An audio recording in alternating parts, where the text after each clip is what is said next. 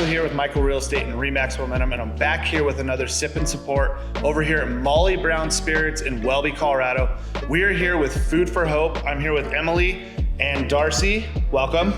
Thanks for having us. Hey, thank you for having us out. You guys are with Food for Hope. Tell us a little bit about Food for Hope. Yeah. So Food for Hope is a local nonprofit here in Adams County, and we provide food to local students and their families. So we do that with relationships with schools that we build in school districts. We offer different food programming depending on the child's needs. We have a weekend food bag program, a snack program, and an in-school food bank program, and some other special programming that we do. And we've been around 9 years now. 9 years, that's awesome. So you talked about when you started up. Why did you kind of start up Food for Hope? Well, we initially started in partnership with Thorn Creek Church. They really wanted to address hunger in the community in partnership with the city of Thornton. And so I just happened to be in the right place at the right time and really wanted to help address that issue. So we started off as a weekend food bag program, created an independent nonprofit, and now here we are doing work with schools, just trying to help kids get what they need to eat. So you mentioned you're out of Thorn Creek. What areas are you covering with schools? What districts? Things like that. So right now we are entirely in Adams County. So we are in 27J, Adams 12, Adams 14, and we also do some work with Westminster Public Schools. Perfect. So you mentioned you're growing. You have kind of an initiative coming up. You're bursting at the seams at the church. Tell us a little bit about that, kind of what the next plan of attack for you guys is. Yeah, so we are very busy. We have a wait list of 5 or 6 schools and some new school districts that we really want to serve. They see the value, especially in our in-school food bank program, because families can access foods that are meaningful for them culturally, and they can get foods that they know meet their family's health needs. And so we're trying to expand that program. And right now we are out of space in our current location. So we are going to launch our first ever capital campaign in the fall. We're hoping to raise $2 million in 2 years. And that's going to help us start to pay rent, because we've lived inside a church for a long time, but now we need a space to really grow our food storage. So it'll cover rent and other infrastructure needs to kind of propel us into serving those on our wait list. Absolutely. So the organization as a whole, how big is it? What's it kind of look like from top down? So we currently have 7 employees. Darcy has been with me the longest, since 2017. And we have a team that manages all of our food ordering and food distribution. Darcy does our fundraising, and we also have someone that helps manage our community and volunteers. Really, the goal is to partner with the school districts and be able to customize services for their needs.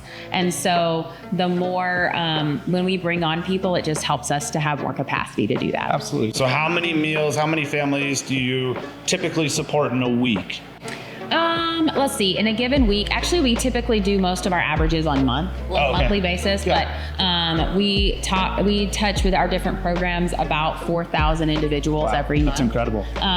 Through the different programming. Does that sound right? It sounds right. That's awesome. You mentioned fundraising. What are some ways that people can get involved? What events do you have coming up? I always like to tell people how we can get involved and help you guys. Yeah, we have some really great summer events that we're going to be having this summer. So the first one that comes to mind is we have a Sip, Savor, and Support event. It's a wine and food pairing event. It's going to be at Johnny's Steakhouse, middle of June, and that will support some of the local children when you buy a ticket. But it's going to be a really fabulous event, really nice, great food, great wine. The other one that comes to mind that's pretty big is we have a Bike and Brew event that will be in July that supports children too. When people sign up, there's going to be different bike rides, really supporting the local businesses and learning about what they do too. And then we'll have an end party that has live music and things like that. So all that information right now is on our website, which is foodforhope.net. Perfect. And you can go on there under events, find all that information. We have some other smaller events and races coming up. And then a great way to get involved with us is to volunteer. Over the summer, our volunteering is a little less because we're not working quite as much with the schools, but we do have 3 food banks that will remain open on and off throughout the summer. So we'll have some opportunities in the house. We'll have some opportunities to work events. So if people like to get out and meet other people, it's great. We really need those kind of volunteers. And then when the school year ramps back up again, we'll be really busy with volunteers.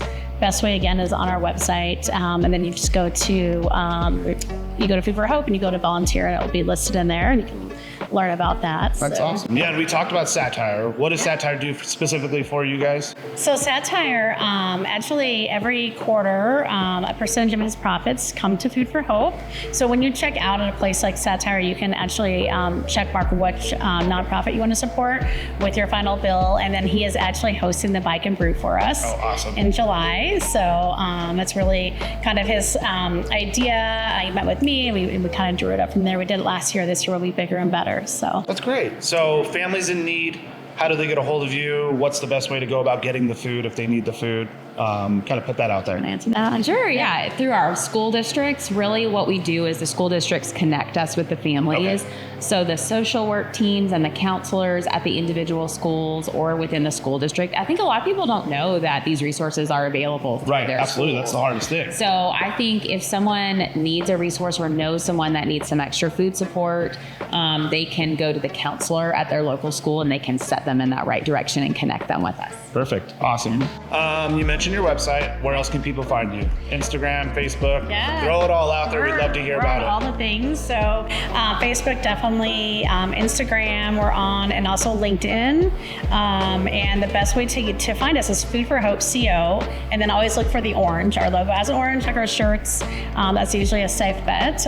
We're pretty active, so we do post all of our events, ways to connect with us, things that we have coming up, and just kind of like the day in, day out of what we do so people can see that. Yeah. So we have a great YouTube channel too that has some videos like inside of our food bank. So people want to see what they look like, what we do. Yeah, absolutely. Well, thank you for joining me. I really appreciate it. Yeah, absolutely. So we have to give a huge thank you to Molly Brown Spirits. Steve back here set us up. This is a fantastic facility over in Welby. They're willing to partner with us on this, so we are very thankful for them. Thank you to John Zamora, our fantastic video guy who never gets enough credit, and Darcy, Emily, thank you so much for coming out. And hey, cheers. Cheers. This was great. Thanks. Thank you.